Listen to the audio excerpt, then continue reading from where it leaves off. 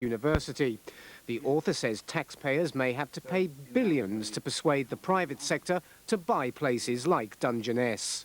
The private sector cannot make a profit from these power stations.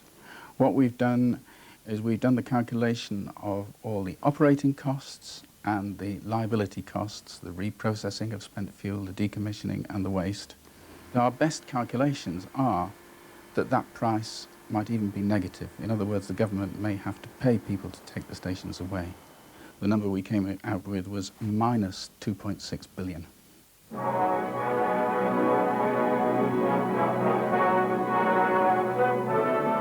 When Dungeness B was built, it was supposed to be the cheap solution to the country's energy needs.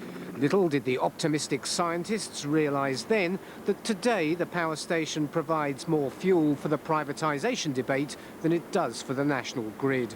I, the taxpayer, have just forked out maybe £200 million or in excess of that to repair this reactor and its sister reactor in preparation for privatisation. The privateers are getting a real bargain here. If these stations are economic and can commercially operate, there are some doubts about the economics of nuclear power, but if they can, if the taxpayer writes off the enormous cost committed to reprocessing this fuel, the privatised companies may well become the fat cats of nuclear power. The public nuclear power industry has endeavoured to keep standards as high as possible. But how much will it cost the taxpayer to run up new flags for the private sector? And we tried to put that question and the claim that the government will lose money if nuclear power privatisation goes ahead to the Energy Minister, Tim Egger, but the Department of Trade said he was unavailable. Anyway, that's it from Around Westminster for this week. From me, John Sopel, and the rest of the team, have a very good weekend. We'll be back next Sunday. Do try to join us then. Goodbye.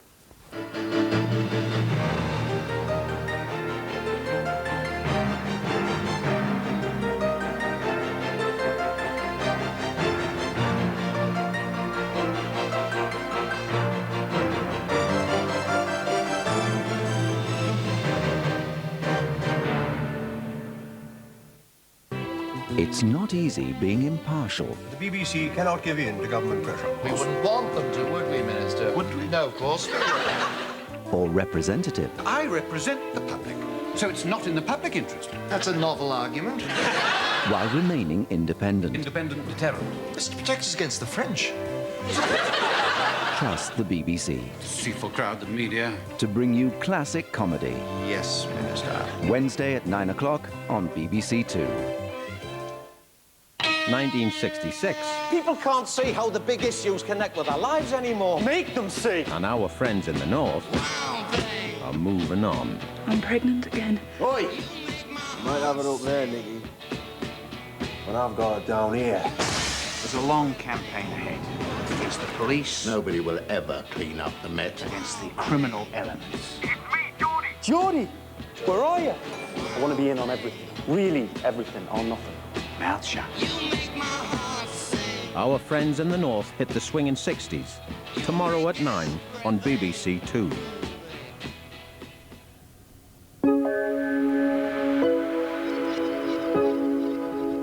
Royal power play now on BBC2 as the young King of England makes a bid for the throne of France. Kenneth Branagh stars in his Oscar-nominated film of Henry V.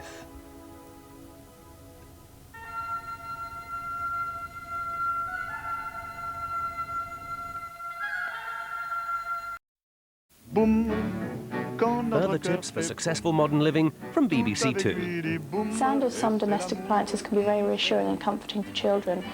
You can stick a young baby in front of a washing machine if you're busy for a few minutes and keep them stimulated and fascinated.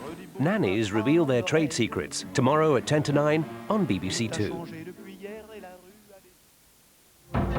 The Korean War, 3 years of fierce combat. It's like gambling in Las Vegas.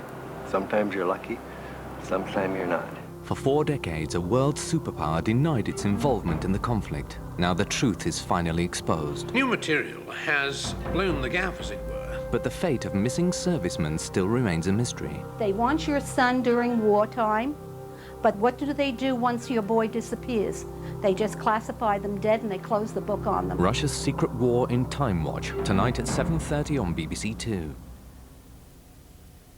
It's England versus France on the rugby field in Paris in 40 minutes, plus Ireland against Scotland, highlights of yesterday's opening matches in the Five Nations Championship in Rugby Special.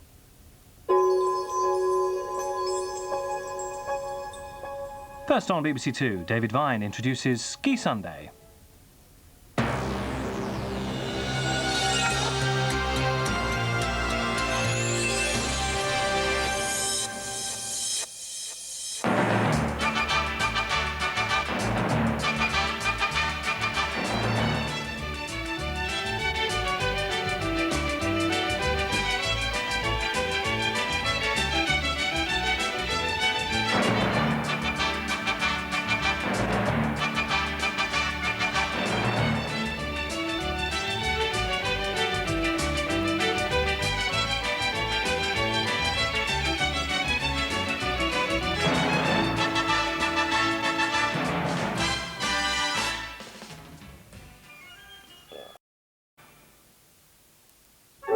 This week in the House, the tale of a little misunderstanding. I think this is really outrageous. Absolutely catastrophic. Words fail me. A story of overstepped limits. I don't think we've ever, in 26 years, have I had anything quite like this. Overstressed managers. We must express our deep dissatisfaction that that was agreed. And overstretched artists. If you start really pushing her, she'll burst into tears. More tales of backstage drama from the House, Tuesday 9:30 on BBC2. 1,200 meters under the sea. This is sort of the twilight zone. It's getting darker and deeper. Oceanic spacecraft have discovered an incredible alien world.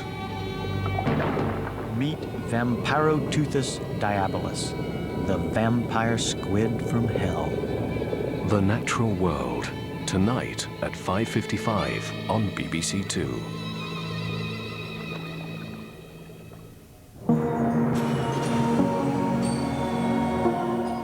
Five Nations with one goal now on BBC2 as John Inverdale presents Rugby Special.